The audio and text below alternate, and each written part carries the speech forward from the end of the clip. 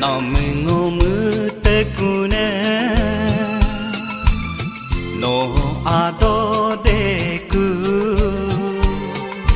no ngam pa kuma no ngam ka kul kuma Namengom tekune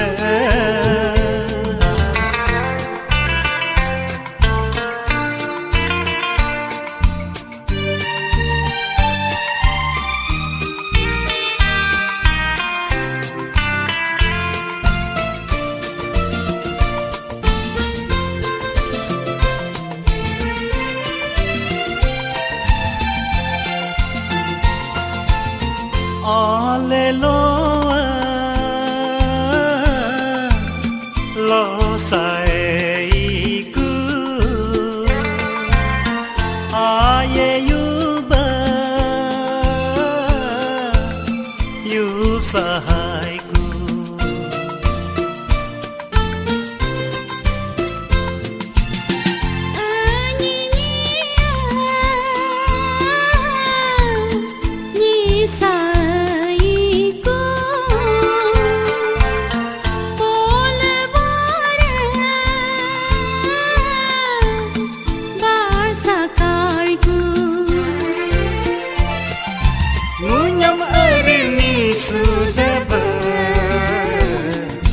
Munyam mode hari kuma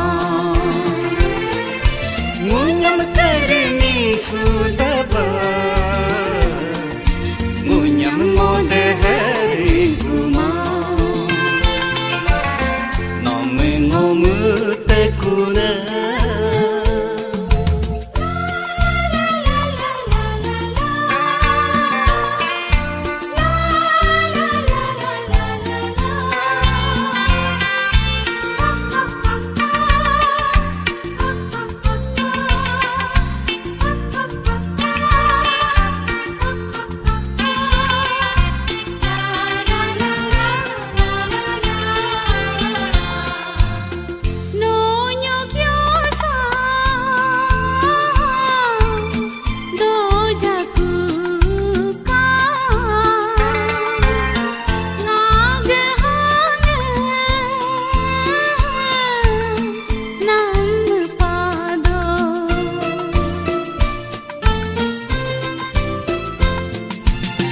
Noi sosa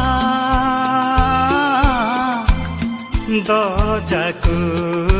ka ngogi ka nam kene do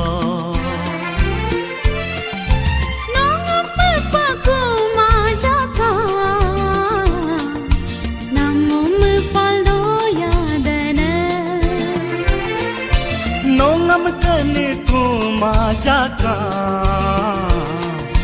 Nango kenil doya dena Namengom tekune No ado deku Nongam pa kuma Nongam kakul kuma Namengom